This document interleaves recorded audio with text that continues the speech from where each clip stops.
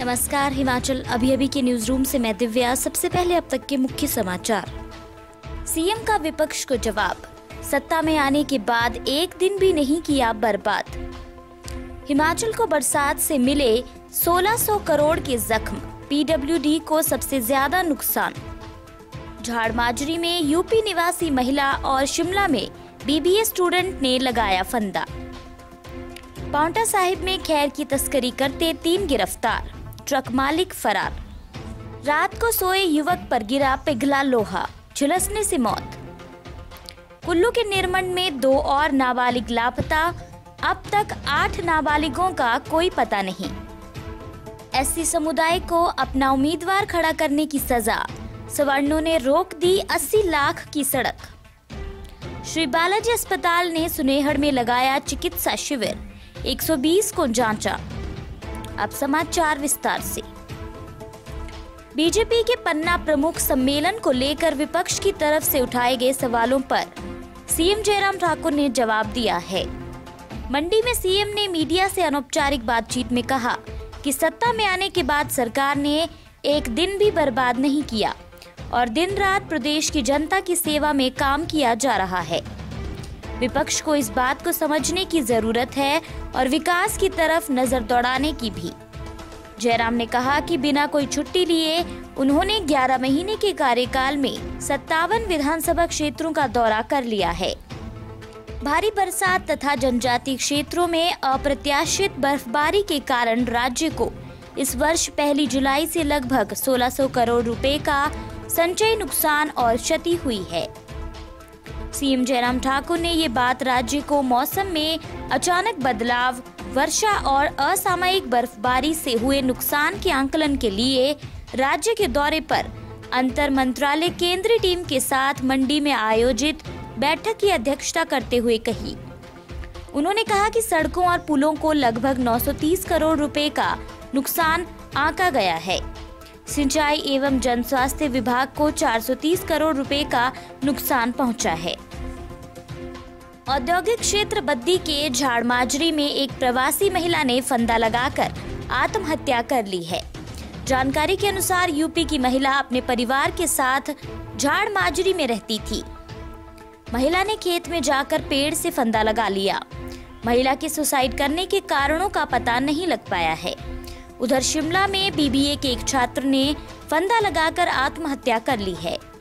छात्र सूरज शर्मा बाहरा यूनिवर्सिटी में पढ़ता था और अपने छोटे भाई के साथ शोघी में किराए के मकान में रह रहा था।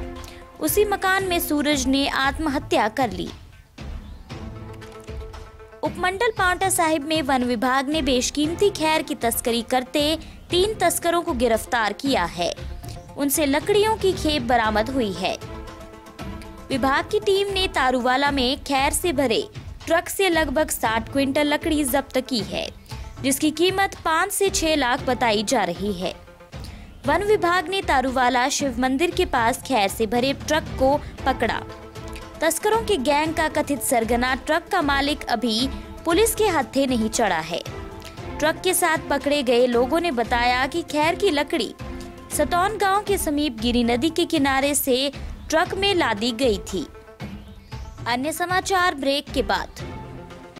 मैं तो सोच रही थी बच्चे को सांस में तकलीफ साधारण खांसी या जुकाम के कारण हो रही होगी। स्वास्थ्य केंद्र जाने पर पता चला कि ये तकलीफ तो निमोनिया के कारण है। बच्चों की सांस की तकलीफ को गंभीरता से लें। खांसी होना, सांस की गति तेज होना, पसलियां अंदर की ओर खींचना, सांस लेते समय छाती से आवाज आना खतरनाक लक्षण है। ये बच्चे के लिए जानलेवा भी हो सकती है। सांस में तकलीफ होने पर बच्चे को तुरंत स्वास्थ्य केंद्र ले जाएं, जांच करवाएं। National health mission Himachal Pradesh द्वारा जनहित में जारी। धौलाकुआं स्थित वैली आयरन उद्योग में एक सोए हुए कामगार पर पिघला हुआ लोहा गिर गया, जिससे उसकी मौत हो गई। ये कामगार यूपी का रहने वाला है और यहाँ एक उद्योग में काम करता था।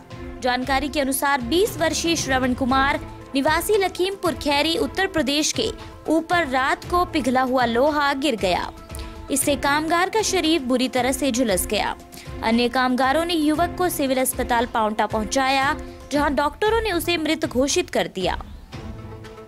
कुल्लू जिले में अब 2 और नाबालिग बच्चे लापता हो गए हैं। इन्हें मिलाकर लापता नाबालिग बच्चों की संख्या बढ़कर 8 हो गई है। इन 8 नाबालिग बच्चों का अभी तक कोई पता नहीं चला है। निर्बन थाने में इनकी गुमशुदगी का मामला दर्ज हुआ है। ये सभी लापता 15 से 17 साल के स्कूली बच्चे हैं। आखिरी बार सभी को निर्बन के साथ लगती देवढाक मंदिर के पास देखा गया था। यहाँ पर उन्होंने एक बाबा से नशीला पदार्थ मांगा, लेकिन बाबा ने ऐसा कुछ होने से इनकार कर दिया। निर्मल, रामपुर और साथ लगते इलाकों में नाबालिगों की तलाश की जा रही है। मंडी जिले की सदर विधानसभा क्षेत्र के तहत आने वाली ग्राम पंचायत पंडोह के दलित बाहुल्य गांव धड़ोल की सड़क सवर्णों ने लंबे समय से रोकी हुई है। राज्य के पंचायत चुनाव में एसटी समुदाय ने अपना उम्मीदवार उतार दिया था। बस इसी बात से गुस्साए सवर्णों ने गांव तक जाने वाली सड़क रोक दी है। अब इस सड़क को खुलवाने के लिए ग्रामीण फिर डीसी मंडी के दरबार पहुंचे। ग्रामीणों ने इस मामले को राष्ट्रीय मानवाधिकार आयोग के समक्ष भी उठाया था। तब डीसी मंडी को आयोग में जाकर जवाब देना पड़ा था। बावजूद इसके अभी तक इस सड़क की समस्या का कोई स्थायी समाधान नहीं हो सका है। श्री बालाजी अस्पताल कांगड़ा ने मंगलवार को नगरोटा बगवा के सुनेहड़ में लोगों के स्वास्थ्य की जांच की। इस दौरान करीब 120 लोगों के स्वास्थ्य की जांच की गई और उन्हें आवश्यकता अनुसार निःशुल्क दवाइयां दी गई।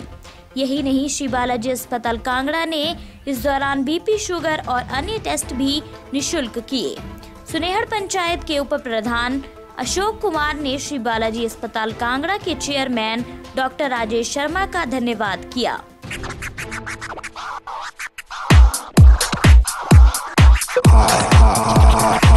This is radio. अभी